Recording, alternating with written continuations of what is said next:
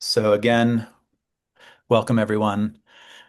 My name is Seth Jordan, and I write primarily at The Whole Social. And these are two friends of mine, Nathaniel Williams and Omri Alad. Is that how you say your last name, Omri? Yeah. Okay. Um, and I've known both of them for some time. Nathaniel, I've known for probably 20 years, working together in upstate New York on a number of initiatives, and especially around questions around threefolding. That's been the significant interest that's connected us. And then Omri, I've known for less time. Maybe it's 3 years now, maybe it's four. And our meetings have all been online, but Omri initiated an international group of people discussing questions around threefolding that I've been a part of monthly calls. So, yeah, and both of them have done really wonderful work, but I don't think I'm going to say too much about what that work is. In the invitation, I pointed to both of their websites. Nathaniel's in Switzerland now, working at the Goetheanum with the youth section. Omri's in Israel, working with the Adams Center for Social Development, and yeah, various initiatives kind of connected. So, yeah, the format is that I wanted to have a conversation with these two gentlemen, and I wanted to look at these two texts that I've shared. And I thought it would be great if other people wanted to participate in terms of yeah, sending in their questions and kind of bearing witness to the conversation. It'll also be recorded and sent out probably in the next week or two. But yeah, I thought it might be nice if yeah, if people wanted to send questions also in real time. I did get a couple questions in advance. I got a bunch of emails, but I think there was only two questions, one by Patricia and one by Lee. If I missed any others, yeah, maybe chat them to me. So yeah, how this is working is there is the chat function down there. You could chat both to me and Omri, but Omri's he's just co-host in case I fall out, so he's not actually going to be looking at the chat. I'll be looking at the chat as we go, so I would just chat them to me. Otherwise, they might get lost. And yeah, I want to say some opening words about why this conversation. Um,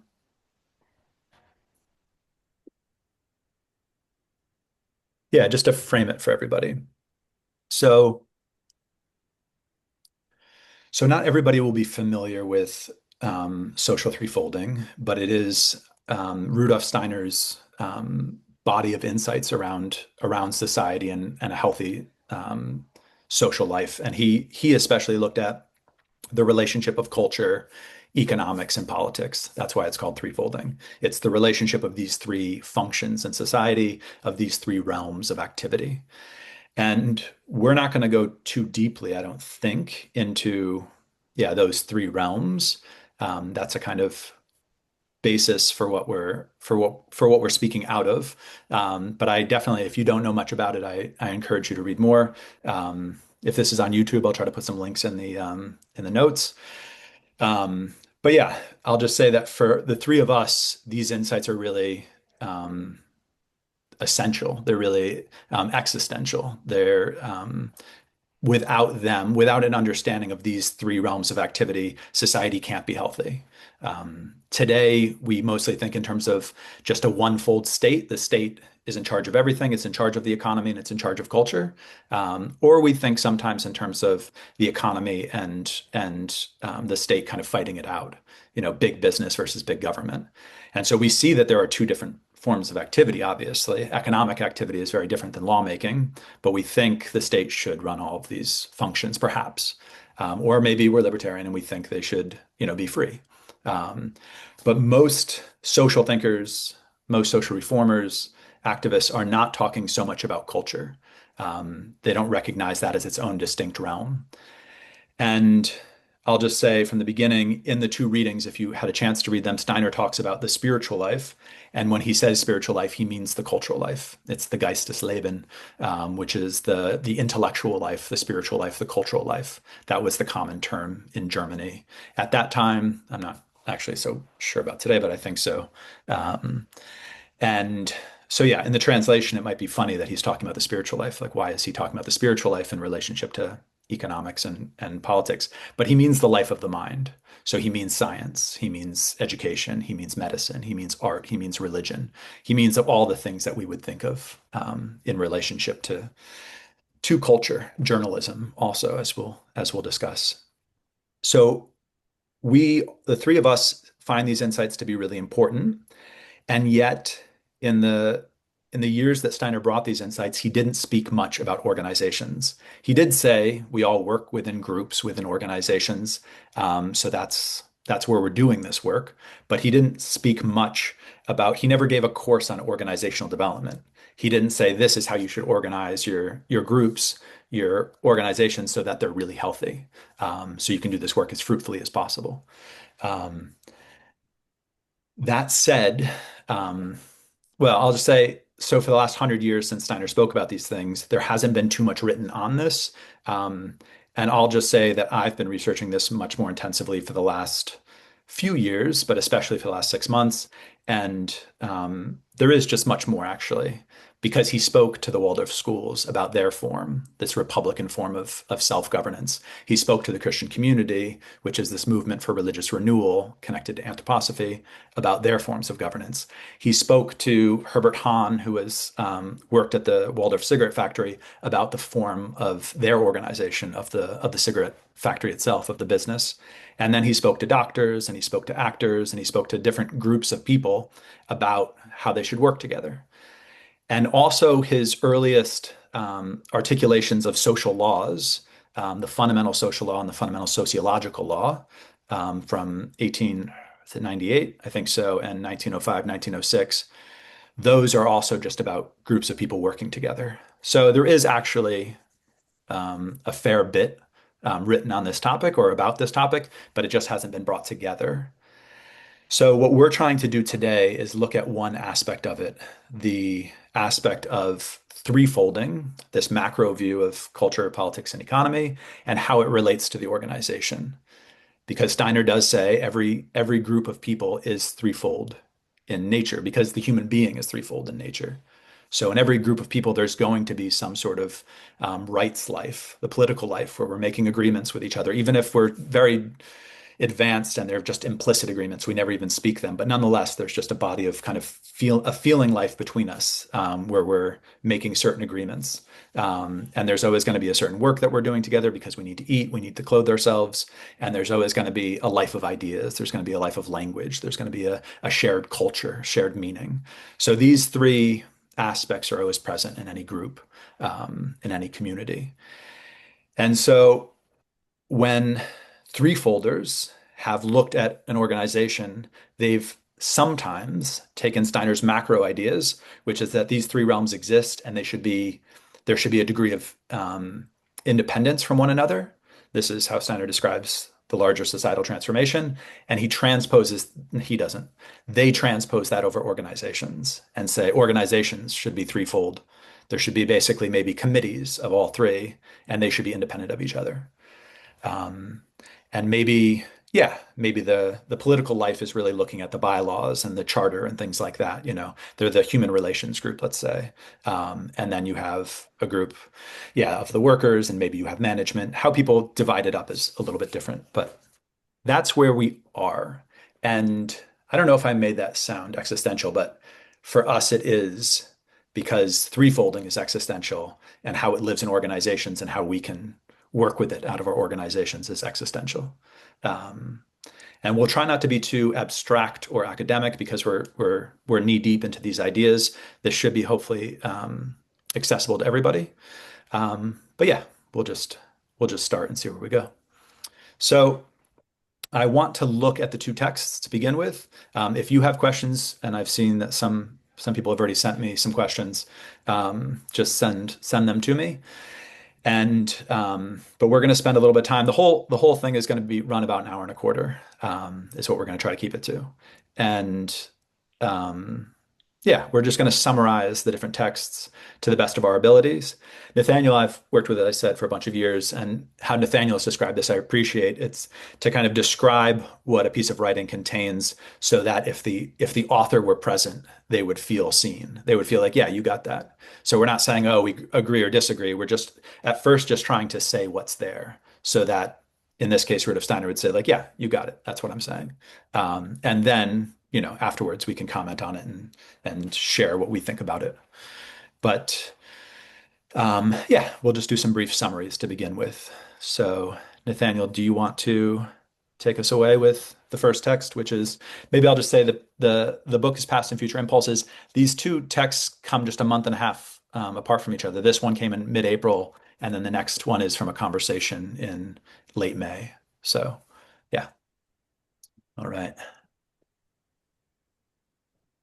Thank you, Seth.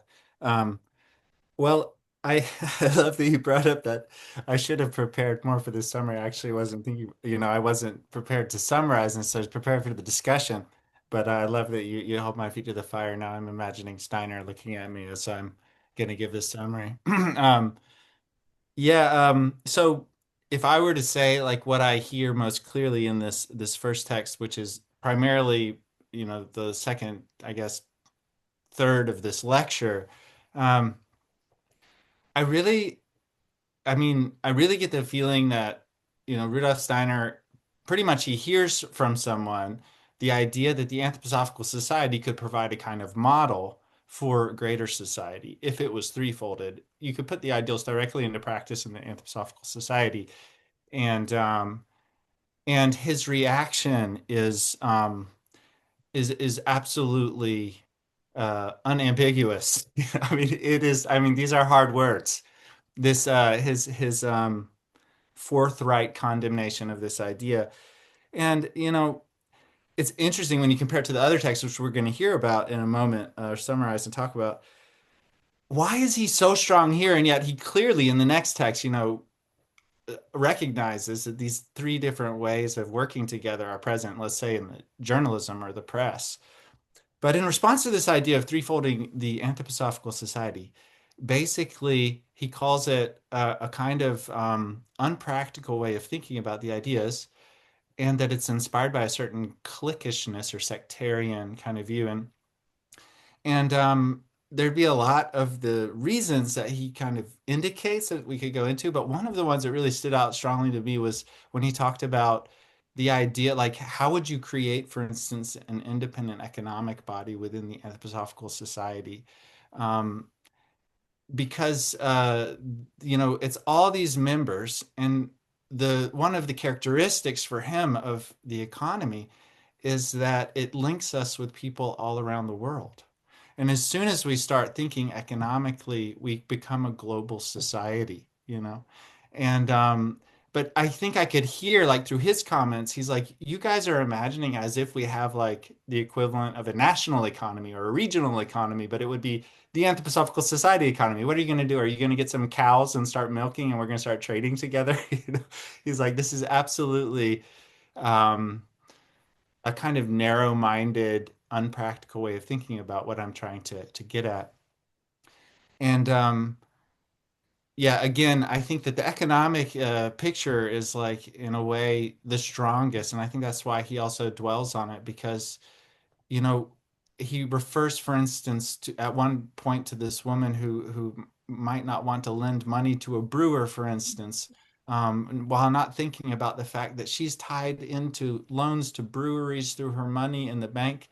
Um, the bread that, for instance, is purchased by all of the members of the Anthroposophical Society is tied in with agricultural initiatives and farms and mills and everything that goes into making what we eat every day, and that is as it should be and as it must be. I think that's kind of the message. He's like, if you try to get this into a kind of intentional community, let's put it this way, we can't we can't contribute anything positive. And I think that's kind of the main gist of this part of the lecture.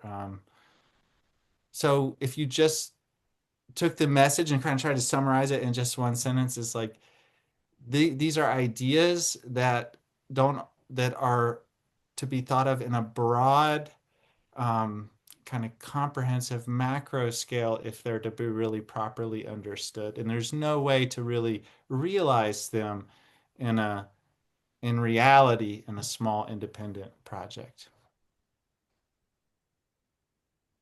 Yeah, I think that's a great initial summary. And then maybe Omri, if you and I, if we have any additional pictures that we feel like could be added to it, and then maybe we'll just share our thoughts about it after we've kind of filled it out as much as we want. Um, Yeah, yeah, it's kind of dense. There's a lot there in these pages. Um, I just feel, Steiner is always about connection with the spirit, and here as well, he's talking a lot about changing the mindset, and that what he's asking is a change in the mindset, and if we don't have this change, then it's not adhere to the threefold impulse and what he's trying to establish. Um, and I think in both the articles, by the way, but in this also, you have two questions that are very present. One is, what does it mean to implement threefolding? Like two different interpretation of this word to implement. Um, and also you can see how for him he can't even imagine talking about threefolding not in a macro level, not as a social structure. So also in this article that we're talking about now, um, you can see like when they ask if you can implement threefolding in the Anthroposophical Society, he doesn't go in this direction of what does it mean to threefold the Anthroposophical Society. He doesn't even go in that direction. He says he immediately thinks that it's like making the Anthroposophical Society into kind of a state or something. Like the macro thing, it has to be isolated. And then he goes on and says how it can't be isolated. So the very idea of threefolding an organization doesn't appear in mind, even in light of this question. Um, and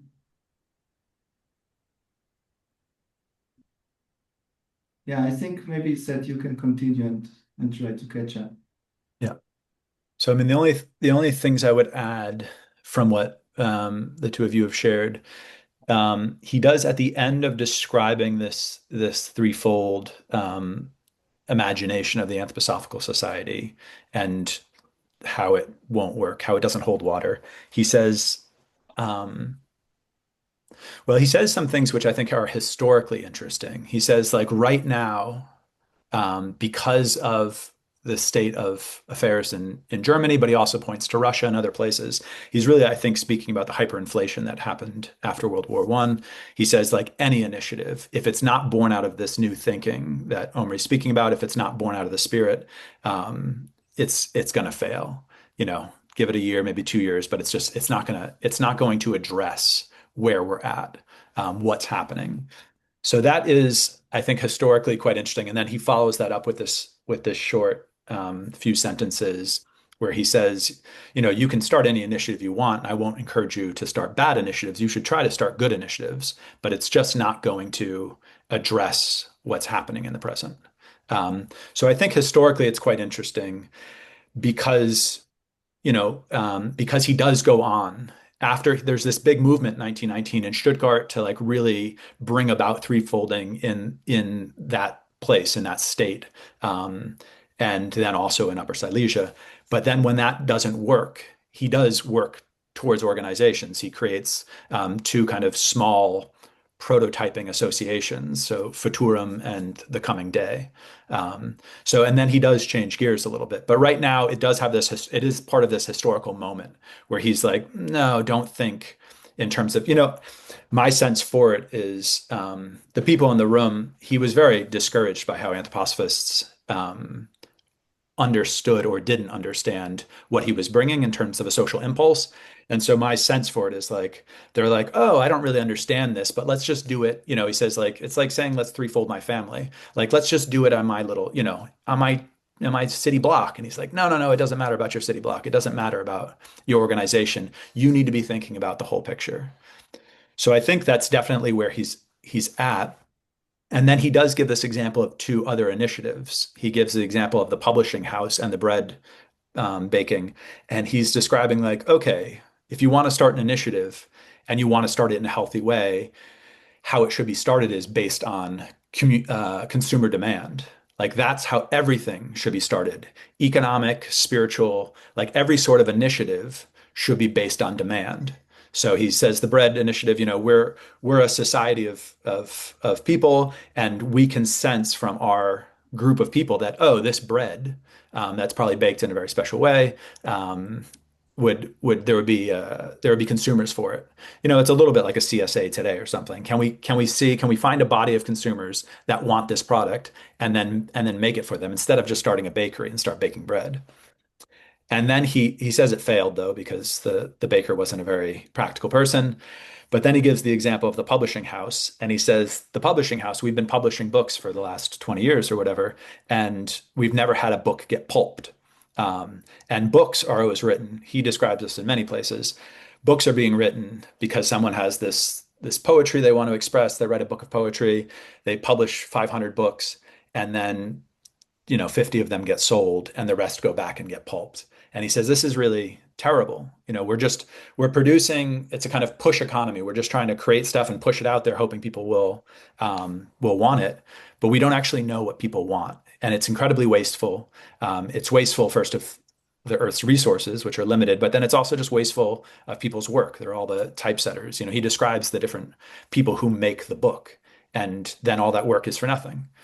So he doesn't describe once he's done with the threefold society picture, he doesn't describe what a healthy threefold organization would look like. He says, like, if you start initiatives, start them based on consumer demand, and even spiritual initiatives. He says, even the truth shouldn't be spoken because you want to speak it. Like there needs to be an audience. So that's kind of the last sentence, I think, of the part that I encouraged people to read. So yeah, those pictures are all in there as well. I'm sure there's other ones as well. But maybe, yeah, do we have maybe before we turn to the second one, if we have some initial additional thoughts about this now, what's come up for us? Well, I mean, I think I'm sorry, Omri, do you have something you want to say? No, Go okay. ahead. When you brought up the community supported agricultural movement, I mean, it's really interesting. It came to mind for me immediately also when he spoke about the bread example in the bakery. And I've been, it's really amazing. I mean, I think that in the United States, the community supported agricultural movement, it was kind of started in the 70s and 80s. I think there were three people in particular that, like Dan McCannon at least refers to in his book Eco Alchemy, that really started the movement, all inspired by Steiner's ideas about this kind of making production decisions and capital decisions based on like conversations about what's really needed. And it went on, to grow into, I think there's over 7,000 community supported ventures, agricultural ventures in the United States right now. And it's interesting because it is like these are all very small farms, but it has this kind of like, it has this leavening effect, of spreading a very cooperative spirit, actually, in a lot of places around the United States. I don't know about other countries. Um, and what you were saying also about like our own feeling of sensibility for our wastefulness. One of our big challenges, I think, is we are so out of touch with just the material foundations of our lifestyles, and not only from a producer perspective, like way overproducing in a wasteful way based on some kind of abstract calculation, but as consumers, and And I feel like it's connected to like some pretty basic like existential anxiety that people have about their connection with the economy and the earth, like even if it's pretty unconscious. And this E.F. Schumacher, he said something like, the production problem has been solved. We don't have a production problem anymore. What we have is a more conscious problem about working consciously with economics. And I feel like that's also the direction Steiner's going. He's like, okay, the production problem is like we can't just leave it to supply and demand and the invisible hand to regulate production. We've got to be more conscious and like work together in a very conscious solidarity. So yeah, I just wanted to reflect back that was going through my head when I read the Baker example too. And yeah, and it is a global, like that kind of, especially now. I mean, the ecological crisis, there was no environmental movement basically when Steiner was active. But today, this kind of observation economics is so essential. Yeah. I'm sorry, I've gone a little bit off point there. That's good. I mean, it's good to, yeah, those are important pictures to share. Um, yeah, I mean, Yeah, yeah, I just yeah, I can feel how delicate it is, the point Steiner is trying to transmit there. Um, it's really hard to touch upon in a way. The only thing I can say is that I think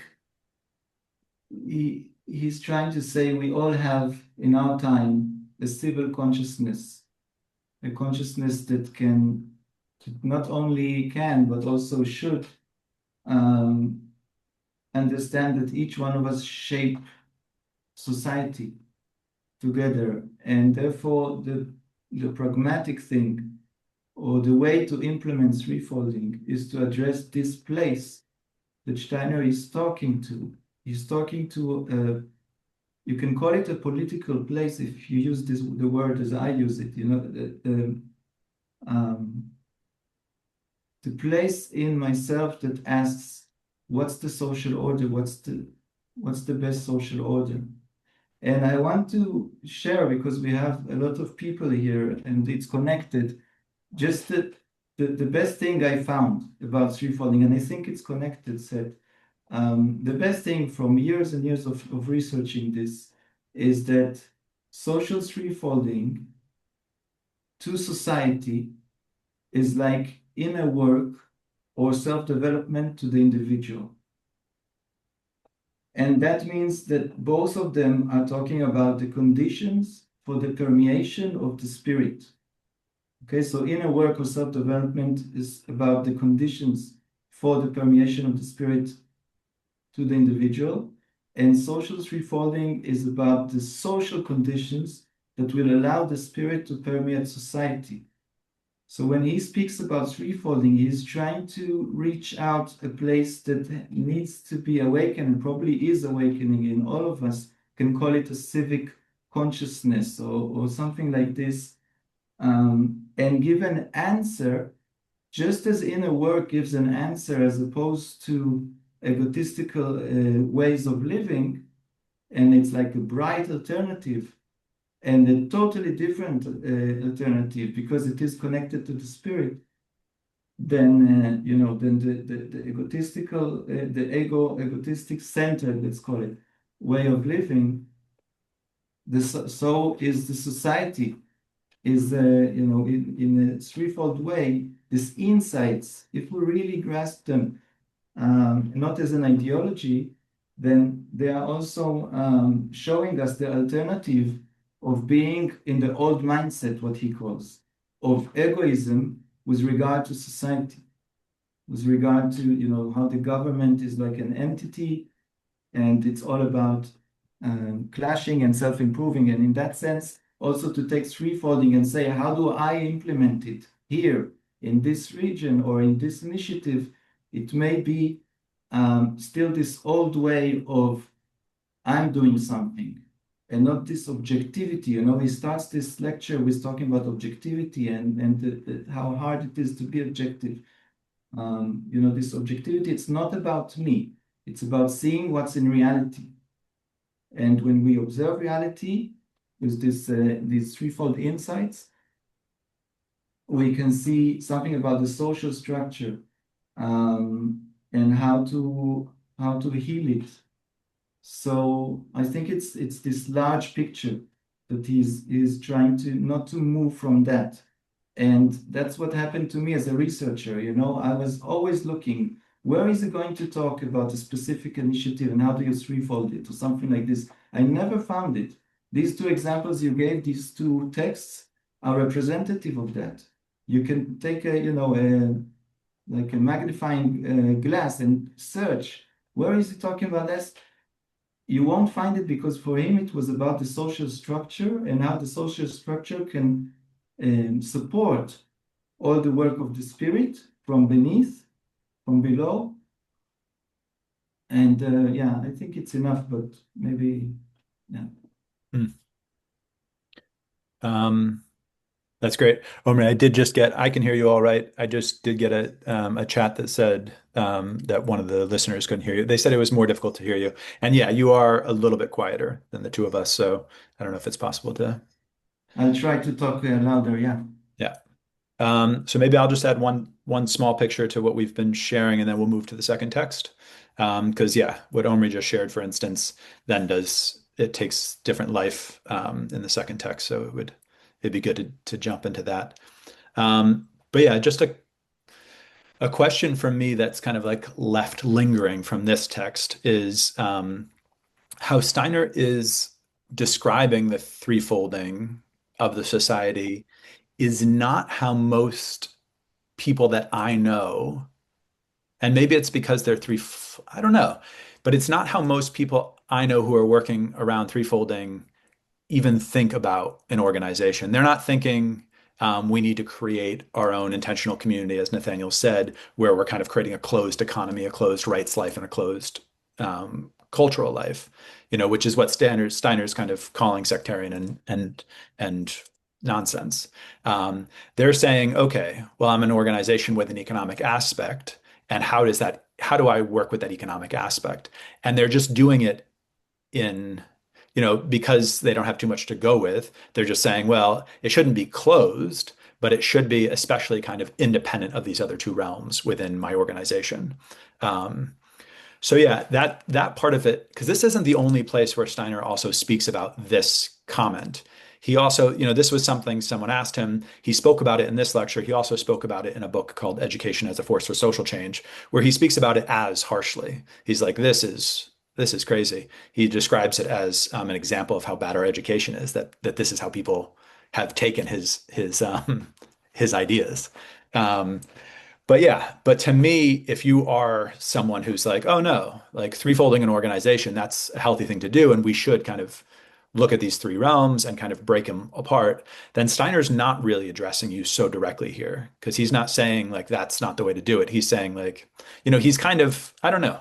To me, it's a little bit of a straw man. It's not exactly the people who would argue for this aren't really saying what Steiner's saying in my mind. So yeah, just to kind of say that, because for me, it's a little bit of a lingering question. But I think this second text also then, yeah, will help us make sense of this whole thing. And just to say, I am getting your questions. There are some great questions in there. I appreciate you sending them. So we'll try to be succinct, and then we'll try to get to those questions as we wrap up the second part. Omri, do you want to start by just saying how you understand? Sorry, Yeah, as Nathaniel. you say succinct, Seth. I just that's why, just want to say, um, I think I just want to say what you're saying is just not right, because we all know from studying him that one thing that he emphasized is how easily you can implement the ideas without a reformation of the whole region. He does say that in a lot of different places. So you're right. Like like, I think that even in like his early essays on um, uh, the social question, spiritual science and the social question, or anthroposophy and the social question. It's like he refers to the fact anyone can start this. You can do this with a small group of people. He's talking there about the fundamental social law, but you can see how some of that turned into associative economics, which gradually matured, as he learned and grew, culminating in his beautiful economics course. So I'm totally with you. I think it is You if you had this impression, you might be misled. Yeah. Yeah. Homer, do you want to, yeah, take us away with the second part? Yeah, so he's being asked, actually, the question there was about, more like a general thing, which institutions belong where, and borderline kind of cases. So they gave the news, the newspaper, and something about health, maybe by the state, and another thing I don't remember. But then he says Cinemas. he cinemas, yeah, theater and cinema, yeah, thanks. And then he chooses this newspaper initiative, or more accurately, newspaper organization, as an example. And there you can see like a beautiful image of, how the three forces or the three elements are, they're always there. Um, but you can see that throughout the whole answer that he gives there. He's talking about how in future times, it will look like this and that. So he takes like this example of a newspaper, and to show how it would change or how it will look, um, if society would be, in a threefold social order, let's say. And so what happens there actually is that firstly he says that we can see today how in his days how the newspapers are, they're not in good quality. The writing is not in good quality. There are problems with it. And then he goes on to say that in the future, um, the the business side of a newspaper would be all about how to print and how to distribute the newspaper, these practicalities of the economic side, while the writers would be free to feel what they want to write, from their inner motives, without this being enslaved, I think that's the word there, to the economic interests of the publisher. So yeah, and he even, he gives a bit more details there. He even says that, they would make like a contract with the writers, understanding how much the writers earn. But even that would be somehow, I mean, these writers would get the money from, like, the, don't know if it's exactly institutions, but anyway, the relationships of the spiritual cultural life. He mentions like the colleagues, of newspaper writers, journalists. He mentions, I think, art and some other things there that are related to spiritual life. And he says that, he mentions associative economics. So for the publisher, it would be easier to ask, to address, to present his point of view, his economic point of view in the association, and hence the pressure won't be that big, as it is today for the publisher to when he's in charge of the organization and how to maintain it. So you can see a separation there, that the macro level is, and he says it there somewhere, that the macro level is, what's the word?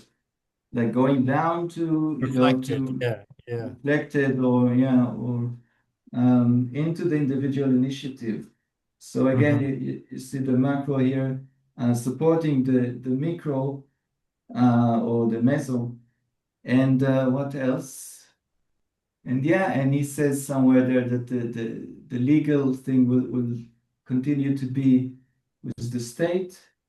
Um, and with this, what you would get is, again, what we all want, and in the business examples we gave before is the same, is people in organizations that are connected to themselves, to their true selves, acting in a moral way, or at least trying to do so.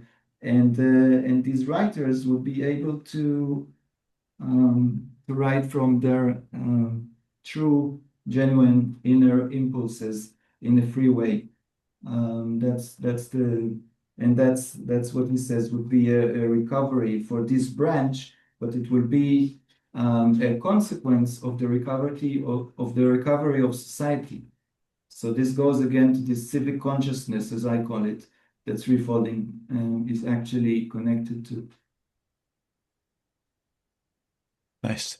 That's great, Omri. Thank you for bringing that picture. Um, Daniel, do you want to respond or should I first?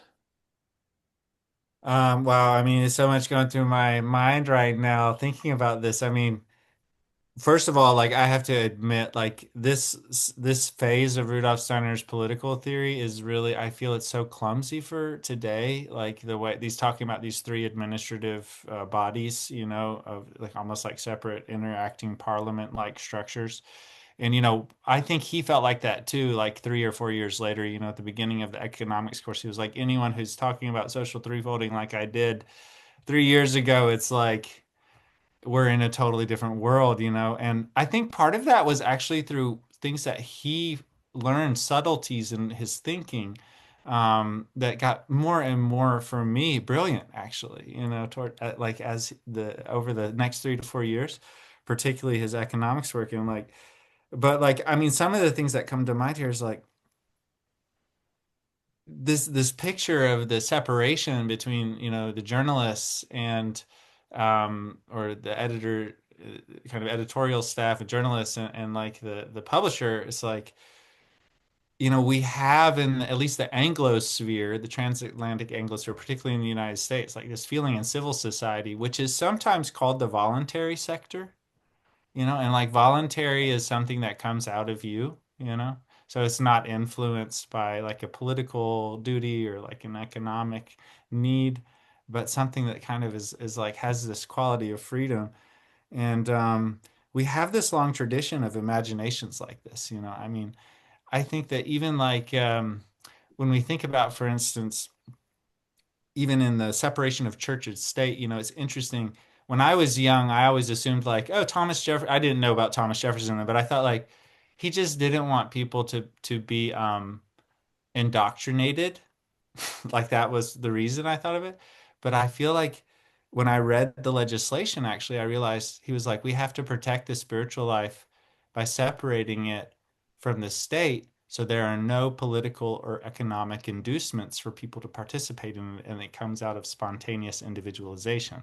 That's the reasoning that Jefferson, and like this is kind of in here, and it's interesting. And towards social renewal, he does refer to the separation of church and state and said that was something at a bourgeois level, which has to become a greater kind of organization of cultural life, because it was understood in a kind of narrow faith-based freedom, um, in the context of like the bourgeois Republican vision. Yeah, so like those are just a few things that are going through my mind, and tenure, like professorship tenure, and ways of protecting, the kind of the autonomy of someone to work out of the spirit instead of political and economic pressures. I mean, you think about how the corporations, they'll go with whatever politics is in power. I mean, we've seen that in the last administrations in the US. It's like they got to do business. Um, but with the spiritual life, there's something more going on there. Yeah. So, Nice. So yeah, there's also I had questions actually in relation to what Nathaniel just shared, but first to just kind of say any additional thoughts that came to mind in relationship to what Omri shared. Um, mhm. I mean, it's in a certain way, in the very beginning of this text, he says, He says people are starting to feel that there's something kind of sick about how the newspaper industry's run. They're feeling that that the journalists should be able to speak more purely out of their kind of like cultural impulses, and this is being kind of pulled and pushed in various ways. And how I understand that, although he doesn't say it directly, is there are these economic forces at work. And you could also, yeah, I mean, when I think about it today, especially, I'm not sure about then, there's also the political forces at work. We because the government today and also in Steiner's time has such a grip on the cultural life, on the economic life, it's very important if you belong to a political party or you lean more left or right, that you want your writing, your journalism to really kind of promote and push your side's agenda. So if we imagine a healthy threefold society where government no longer has a say in cultural and economic life, then also that kind of pressure for journalists to be kind of yeah participating in the kind of political horse race wouldn't be there in the same way. Although, of course, they'd still be writing about politics and economics and all of these things. But yeah, normally we think about this in terms of economics, and we think about it in terms of the business department being separate from the editorial at a news organization and how important that is. And so that's yeah, just to kind of point to that framing. And then Steiner's agreeing with that. He's saying there does need to be a wall here, and how should it look? And then what he describes is very different because it's a healthy threefolded society. And so just to say, I shared this picture of a water lily, a rose, and an orchid in the invitation. So if people didn't get the invitation, if you go to the wholesocial.substack.com, you'll find it. But you can just imagine this. This is a picture that was shared with me. But I haven't actually seen where it is in Steiner's work. But it's a picture of like the transformation of consciousness, and I think it's important for this example, which is that human beings in earlier times, in far earlier times, as Steiner described it, were you could describe them like a water lily. They're if you think of their consciousness, their thinking being like the roots of a plant.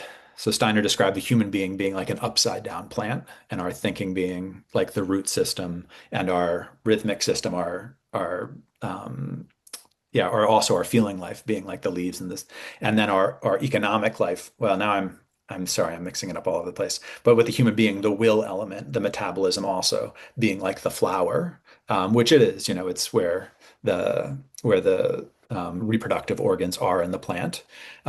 So, anyways, if you think about the water lily, you have this picture of in ancient times, human beings, their consciousness was all under the water, and it was all mingled with everybody else's consciousness. And the feeling, the leaf and stem and the flower were just kind of like immediately coming out of that this expression. And then over time, we've become more like the rose. We've become more balanced in these three activities of the human soul, but they're still very much fused. So our thinking, feeling, and willing are very much fused together, but they've become more balanced in us. And then in the future, we're becoming more like an orchid, where these three soul faculties, thinking, feeling, and willing, are becoming very distinct. The flower is up there doing its thing. There's this long stem. There are the leaves doing their things, and then the root system is like something else, kind of. So this is a picture I've heard, and I don't know where it is in Steiner's work or if it is even in Steiner's work, although that was how I understood it. Um, but I do think in relationship to the organization, that's kind of the orchid is kind of how I see this. It's like you have the kind of cultural aspect. You have the writers and the editors, and they're very distinct. They're like doing their thing. And then you have the economic aspect, the publishers, and they're very distinct. And it's almost like a single organization broke into three. Like, are they more of a single organization together, or are they more, is the publishers like more fused with the other publishers in the economic realm? Are the writers and editors more fused with the other writers and editors in the cultural realm? Like, yeah, is it really a distinct initiative in a sense? He's describing it as a distinct initiative, but just to say the outer form of the organization looks very different than what we're used to with a totally fused, you know, news organization where, it's all happening within those walls. Um, so yeah, it is nonetheless still confusing in certain ways. And yeah, some of the ways that Omri described. So yeah, how the cultural life, this picture of it's working out its contract with its publisher, but then it's really independent, and it doesn't seem like it's, whether or not the writing is going well, whether or not there's an audience, like does that affect it? You would think it would very much affect it. So what comes from the publisher is like, we're not selling newspapers, like that would very much describe it. But nonetheless, yeah, it's not clear from the writing what those distinctions are. And I have to say, the writing is it's been wonderfully translated by the Rudolf Steiner archive, the Steiner online library. They've made this work available, which is not yet available, but they have translated it using AI. So that just means that, yeah, the nuance of the human being's understanding has not like actually worked through this to help us make sense of it. It's just how, yeah, a computer program has made sense of it. And those, I mean, this is, I'll just say, 10 years ago when they were doing this with Google Translate, it was terrible, terrible. It was unreadable. Now it's very readable, obviously. So I'm grateful. But yeah, we still need a human translation to really make sense of this. And still, it will be very difficult because these pictures are very much of the future.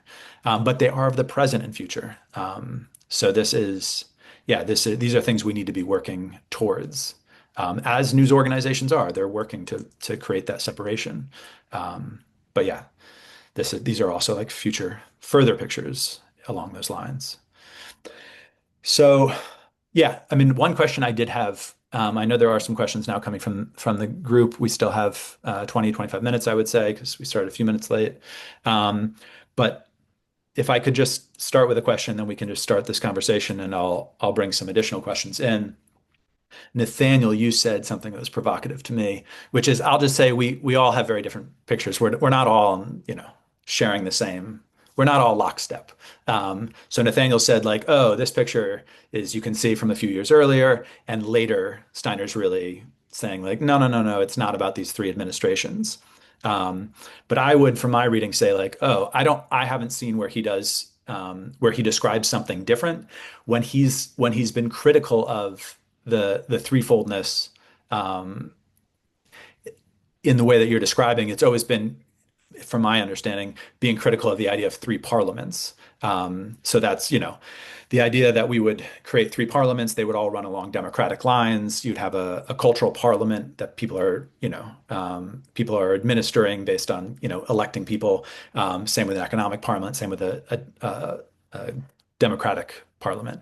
And my understanding um, is that in order to do any of this, you do need three separate administrations in a sense. You do need people who are working out of cultural, spiritual life to have this kind of relationship to each other um, at the local, regional level, also at the national and international levels.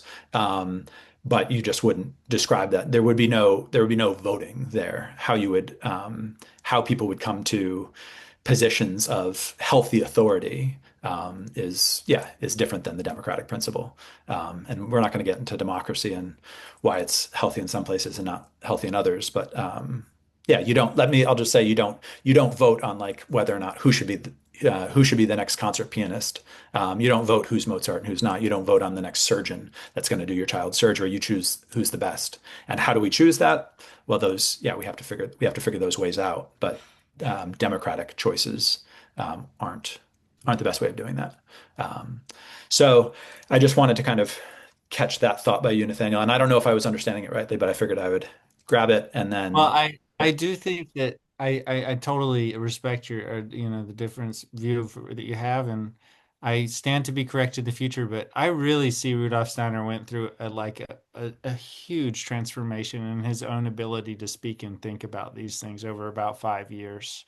I mean, when I read and even towards social renewal is really beautiful, but by the time he gets the 1922, it's like just the world economy course, and that's the comment I'm thinking about. He opens it by saying, we can't talk as I've been talking. And he's referring to himself, you know?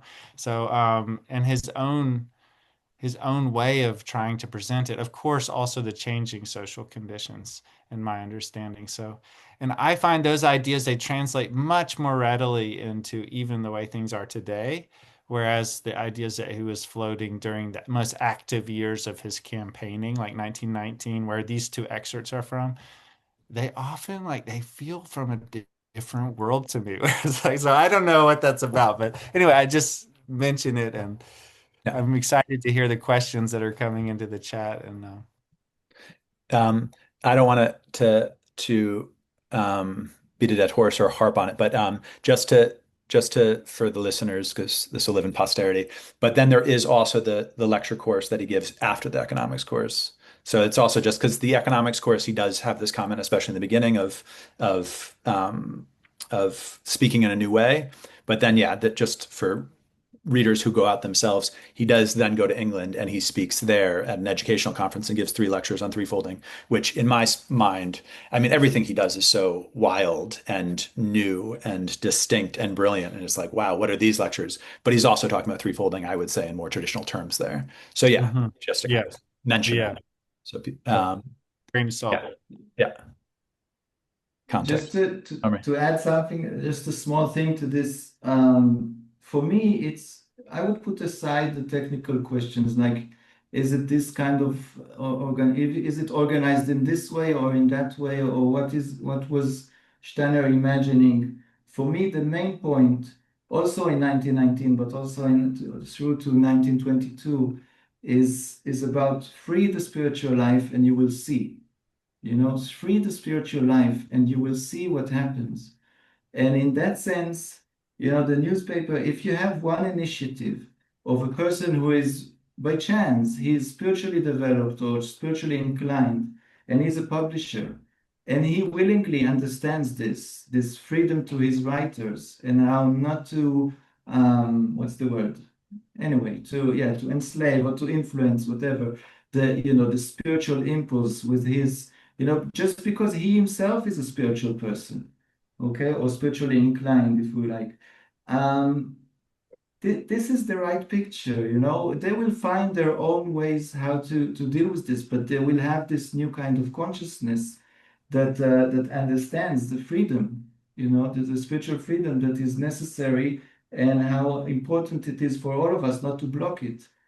Um, so I think what Steiner is saying is that if you have one initiative like that, that's wonderful. That is splendid. The only problem is that it will be very hard for it to maintain itself. It's a blessed thing. It will be very hard for it to maintain as the society is at the moment. So much with, and if you would have this new consciousness at large as a political consciousness or a civic consciousness, that would support many, many publishers who are, as I just described, okay, this relationship. So it's all about having the right insights. So not so much about the technicalities that can arrange themselves, I think. Yeah. Um, I would agree. I want to bring in one of the comments from, or one of the questions that have arisen, but and I think it's along these lines. Um, but just to say on this question as well, in this writing, he says, I mean, I think it's worth pointing to. He talks about what is the term? Hold on, self-administration. The editorial staff will not be part of the economic organism, but will be entirely subject to the self-administration of intellectual life. And then he says it again later as self-government. Um, but that's interesting because it's a term that he uses always in relationship to the Waldorf school, the self-administration, the Republican model, and that the people who are working out of the spiritual life directly in teaching or in writing articles, that they need to be the ones who are in charge of how the work is done and how it finds its place in the world. It's questionable. Yeah, it'd be really interesting to look at the two of them. I'll just say how I understand it is not that that means teachers need to do everything. It just means that they need to be overseeing everything in a sense. That if you have administrators in a school who are advertising or putting out materials and it doesn't actually make sense in relationship to what the teachers are doing, how the school is growing, because the teachers are most kind of attuned to that, then it's a problem. So there have to be teachers who are kind of in, the finance department, in the administration, overseeing these things so that it all flows out of the teaching. And in the same way, it seems like one would have that in relationship to the other aspects of cultural life. And yeah, it's a bigger question. But now I've lost the thread. I mean, there is this question that's come. Yeah, but I guess the last part I wanted to say about that is that the form does matter, meaning yeah, if you have administrators that are taking hold of things or publishers that are taking hold of things, and who makes decisions matters. And so yeah, but that's if we first of all, as Omri is describing, we need an actual feeling for like this is where the inspiration's coming from. This is who needs to make the decisions, and it's not just like well, technically this person Steiner said this person needs to be making it for like it's not a recipe. We just need to actually feel where the inspiration's coming from. Um, but a person was sent a question in earlier in relationship to the first reading, and it was Steiner's talking about this old thinking, and we can't actually do anything with the old thinking. And what does he mean by that? Because don't we need models? Don't we need to create these things, even if it's out of the old thinking, so that people can then develop new thinking? They can see these things as yeah as things in front of us. So what is he, I guess what do you guys think of this transformation to the new thinking? How is he imagining that taking place? Should we not bother to do anything until we've overcome the old thinking and created new thinking? Anyone? Well, I mean, one of the things that I think so like let's say short characteristic like what is old thinking? I think old thinking for Steiner like even he saw old thinking as for instance fixed definitions that were worked with just with logic. And basically he felt like they were unable to approach in an understanding way working in social life. And that instead you had to have insights that came to you as clear understandings that you could talk about, that you could characterize, that you could describe, but actually that they came about through a kind of doesn't he use in the lecture what is it willed thought or something like that? People are not accustomed to willed thought. So like in the economics course, he talks about how there's these beautiful economic theorems that have been developed, but they prove wrong and that you have to like to develop economic thinking you have to like have observations about value production and consumption and distribution and you have to kind of let them gather together until you start to come to value judgments about relationships and then you have to do it again and dissolve what you know and then somehow in all of that you start to notice a certain regularity or something that you can describe and you can work out of and so he's a thinker that kind of emphasizes this really active, imaginative characterizing of relationships that can kind of lift you into another level, I think, of social awareness. Yeah, and I think it's maybe connected to what Omri was talking about with this civic kind of political attitude. There's an elevation that takes place in quality, and it's very different from these rigid kind of economic laws. And if we should wait till we have the new thinking, well, the only way to learn to ride a bike is to fall down a few times. So I don't think we should wait. I think don't know how many people here they know this term Christ impulse, but we can call it also this new spirituality. Um, and I think this this threefold idea is actually the social structures that is in line or fits or expresses. It's the social aspect of the Christ impulse. And the Christ impulse is alive, it's working all the time.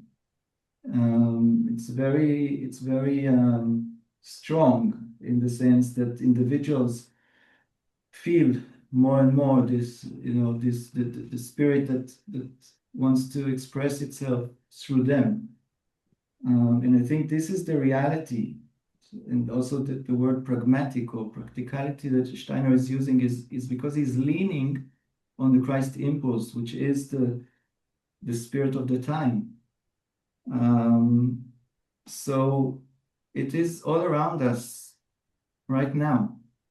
And I think it's all about what happens anyways. It's being developed all the time in various aspects, various directions. But unfortunately, the social structure aspect is not taught almost at all, which is the threefolding. And I'm not sure we should call it that way necessarily, because it has this tendency of making people imagining something, and then how do you implement it? So I won't get into it now, but I'm developing at this time a new language that emerged in me. It's not something I deliberately aimed at. But this is I think the social structure that fits this new spirituality, and it's happening all around us. And when we can connect the civic aspect that people carry with them, anyways, because each one of us is a building block of society. We all have a say in society and how society will shape itself. This is part of the chaos today because of this. We have this responsibility. I think threefolding is about addressing that point in human beings and telling them, if you like it or not, you have this civic aspect today. You are responsible for the macro level. This is what you can do with it. And we need to say it to people who know something about this new spirituality. That's my feeling, at least, because they will recognize how fitting it is to it. And then you work with one reality, which is the political level that is a reality, and the other reality, which is the inner work within a new spirit that people are engaged in various ways, in different forms and titles today. Omri, just because, I mean, you described it in a couple different ways, or you named it the new spirituality or the Christ impulse, but could you just characterize that a little bit? I mean, I think especially the Christ impulse is going to be a term that, if people aren't familiar with it, is going to be challenging. The new spirituality, I think, evokes certain pictures in people, but yeah, it's also people will come to very different pictures, I think.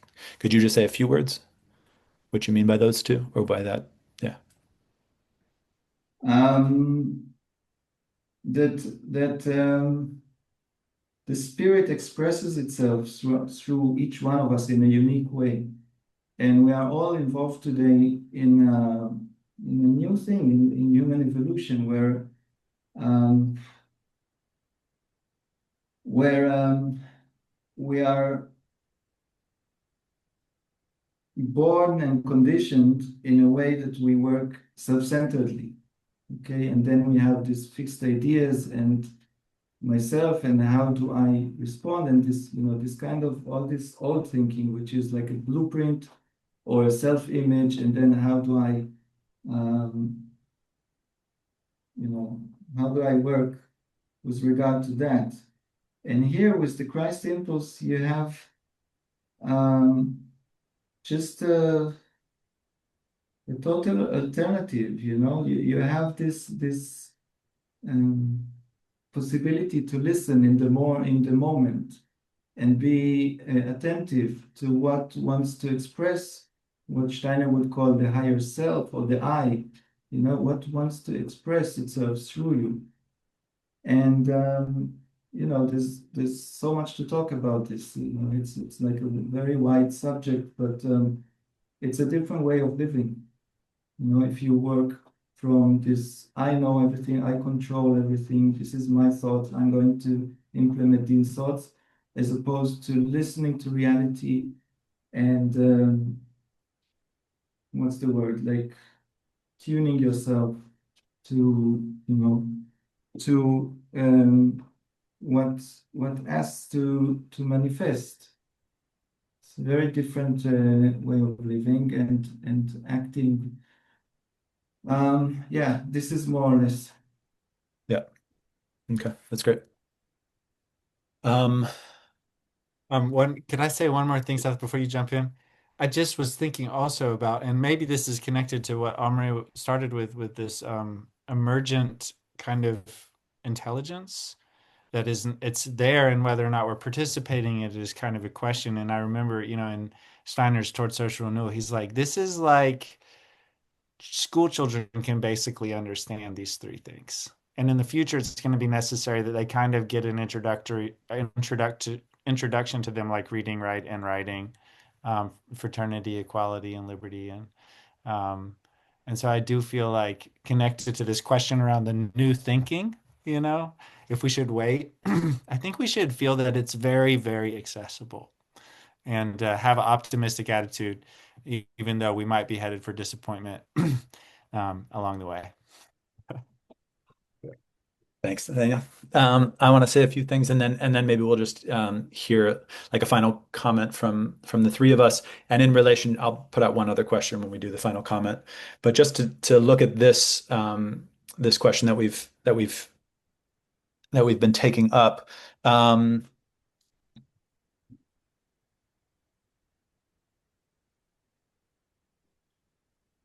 yeah, in terms of organizations. Um,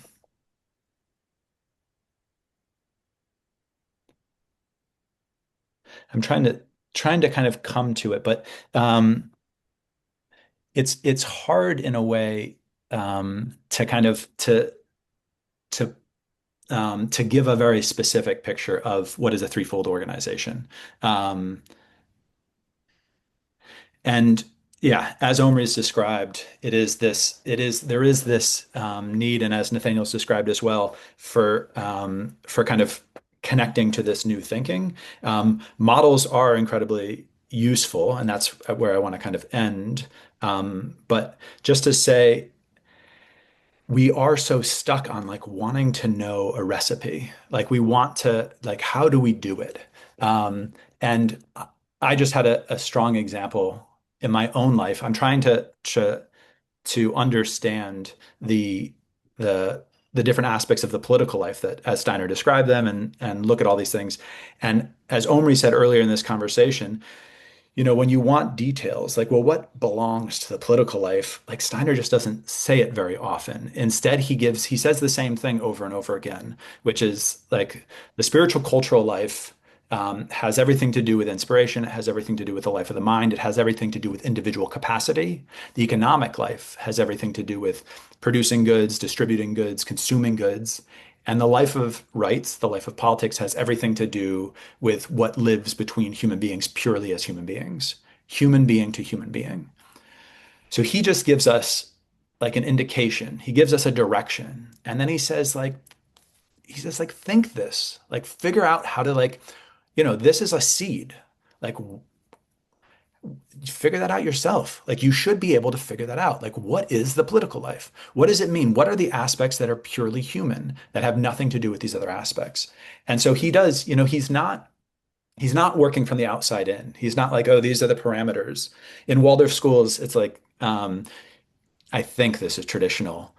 I don't know, but I went to a Waldorf school and I've been led to understand that you never draw a human being kind of like from the outside in. You never do an outline of them, but you start from the inside and you kind of shade out to make a human being.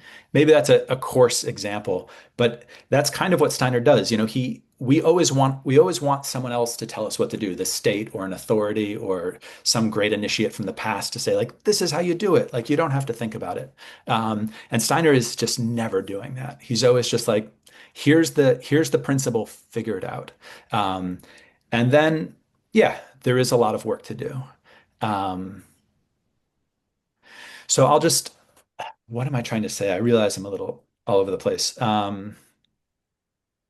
Yeah, I do think though that's what I just want to say in ending this, because then we're going to wrap.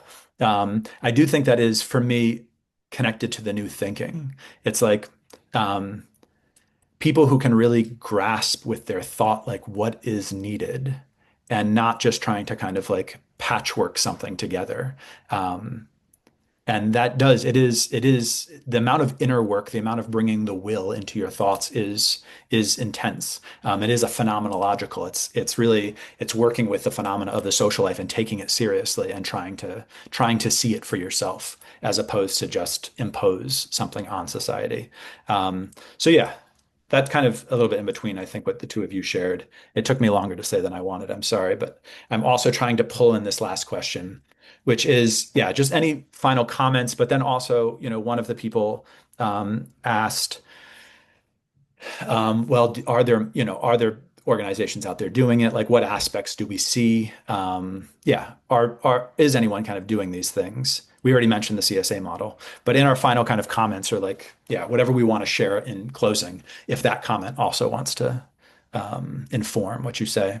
But yeah, maybe we'll just take a couple minutes each, and then we're going to be ending in about 5 minutes. Yeah, end in 5, 10 minutes. Whoever wants to go first. So Yeah. yeah, I would like just to say about things going on. I I know a bit about things going on, but I think our topic today is actually kind of why did Steiner not talk so much about this? So we can go for a moment to the depths of his intention and try to illuminate it here. And that's why I think this is the emphasis. So for me, although I recognize that there are, and it's a different conversation, I think, the places that are like examples and models of probably what we're speaking about, of how the spiritual impulse can affect an organization and create health and demonstrate health for all of us. Um, and that probably would be a conversation for people who are more engaged in that. Um, okay, so let me see if I have something to conclude. Sorry. Um,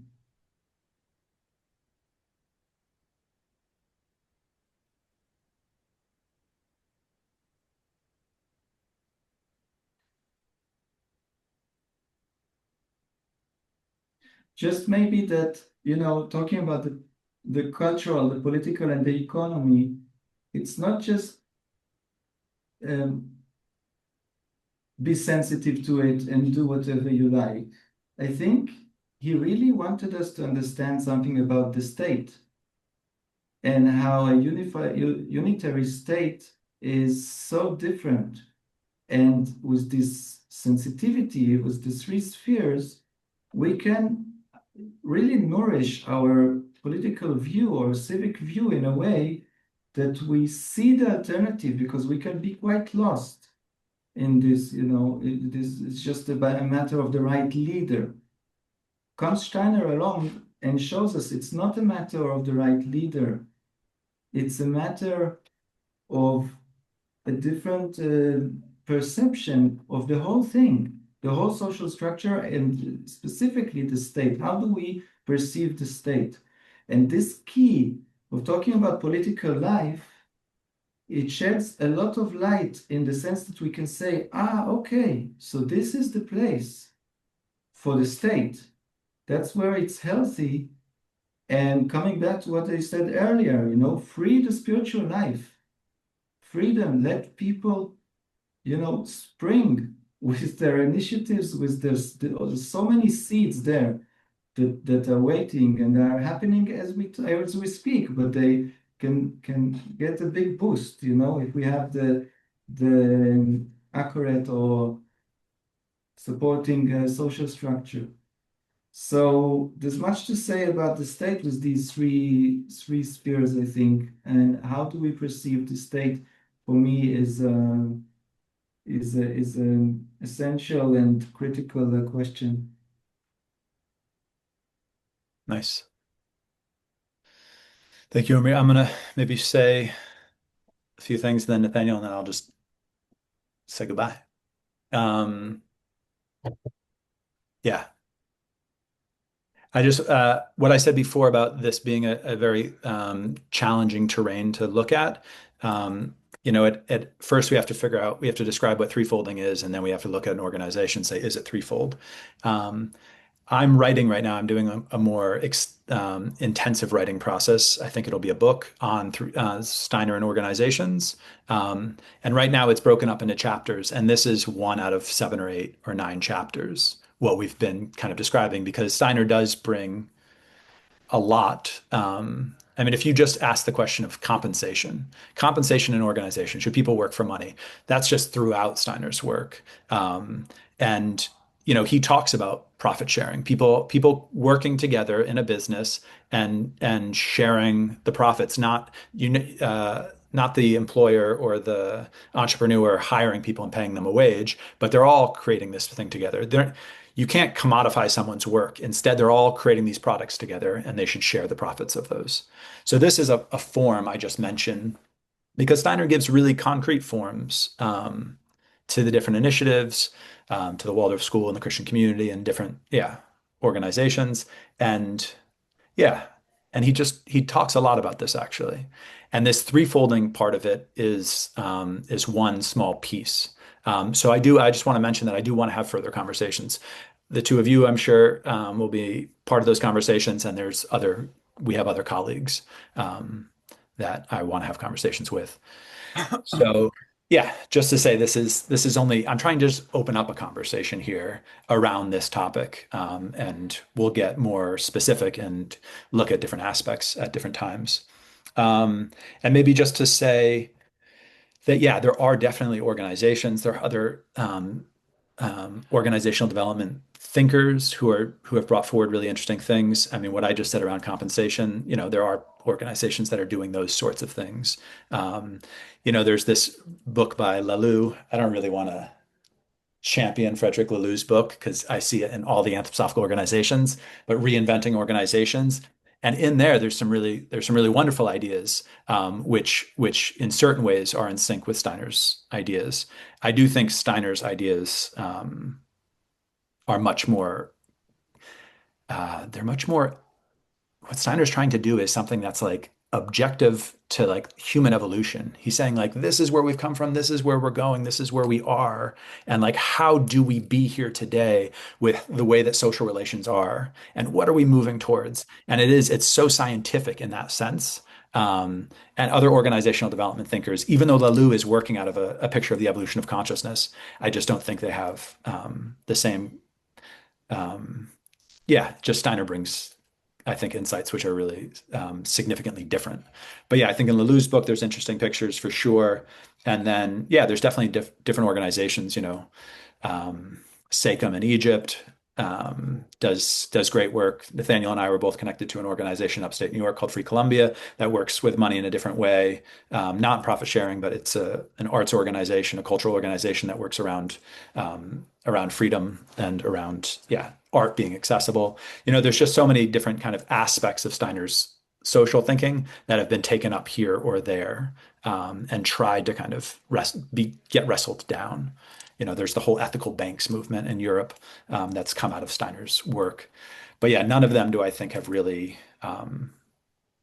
encapsulated what Steiner's wanting for us, what he's urging for us. Maybe I'll end with this quote. Someone sent it to me a couple of days ago, and it's this quote by Steiner. He says, "The Waldorf School can be successful only if it is completely inspired by the spirit that aspires towards the threefold nature of the social organism." Um, so the Waldorf School can only really be successful if it lives in that spirit, the spirit that's aspiring to the threefold social organism. And this is where I think we've most fallen short, is that we've created organizations that are doing interesting things, healthy things, but they're doing them in a little bit of a bubble and saying like, oh, well, I'm just doing my piece over here. Whereas what Steiner was hoping was that all our organizations would actually be working towards the societal transformation, the humanity scale transformation that's required. It's not just we are doing our small piece over here, but it has to be in the light of that. So that's where I'll end. Nathaniel, do you have any final thoughts? Well, I mean, it's so, the question I guess tonight was about threefolding organizations. And I feel like yes to the last question you read. Yes, actually, I think people threefold organizations that don't know a dang thing about threefolding, because it's just practical. I mean, when you look, for instance, at you know, the whole idea of economics as an art is really simple. It's about doing things efficiently with least waste, and it's really a technical endeavor. And when you look, for instance, at a college, a lot of times they'll have logistical teams, and the only thing they're worried about is making the kind of basic needs of everybody involved in an educational enterprise work out in an efficient way. And they don't just do it on the campus. They have to source food from local farms, and they have to work with, you know, people who sell paper, or, whatever, people who repair copy machines.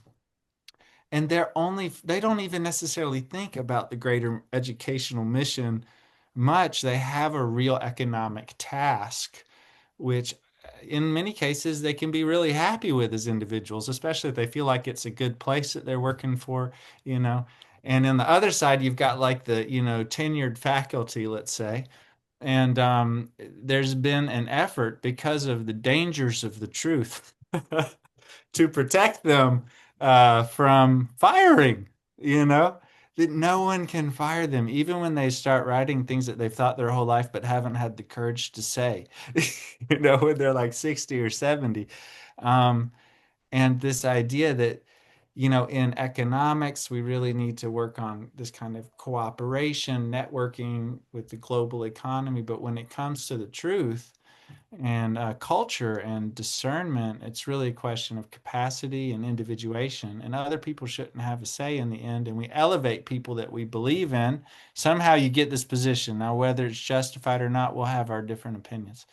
But like that's an example of threefolding an organization for me, and they of course aren't working out of anthroposophical sociology, but this is one of the beautiful things about Rudolf Steiner's work is how it is not a revolution, it is a reformation, and that his insights are emergent. They're not something that has to be forced onto society. And I'm sure there's many more examples. I love a book by Yochai Benkler, which I just came across last year, called The Penguin and the Leviathan. And it's about he's an enthusiast for cooperation, and he's got so many stories in there um, that it would be really interesting to look at from this conversation we're having tonight. So where I work too at the Goethe Anum, this is like a living imagination of the School for Spiritual Science.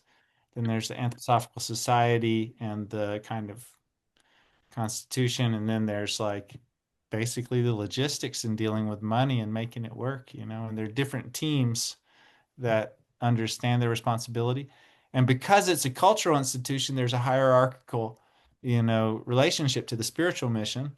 Um, So those are some basic reflections at the end here, and I hope that people have, if we became really interested in these ideas about threefolding and organization, I think we've started to enter it, the idea. Yeah. Thanks for the invitation, Seth. Omri, Yeah. very nice to meet you. You too. Yeah. Thank you, gentlemen, for yeah, coming and being willing to wrestle through and try to yeah, bring some pictures to folks. As I said, I think it's just a beginning, but yeah, I think we did make some headway. There's a lot more to do, but yeah. So yeah, that's maybe it.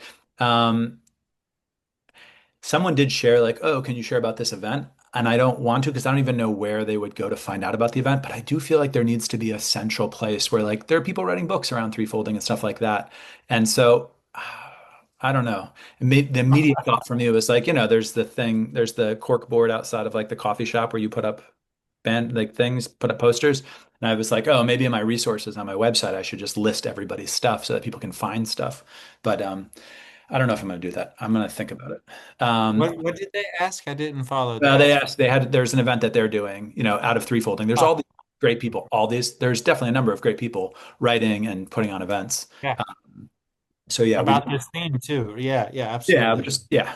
I mean, the audience here today might be interested in that. So, but anyways, I'm going to try to think a little bit more how to get that information to people. And also, yeah, if you go to the whole social and you subscribe there, I'll try to share that information as it's available. All right, that's it. Thank you guys, and thanks everyone for coming, and for everyone who's watching this in the future. All right, see you later. Bye. Thank you.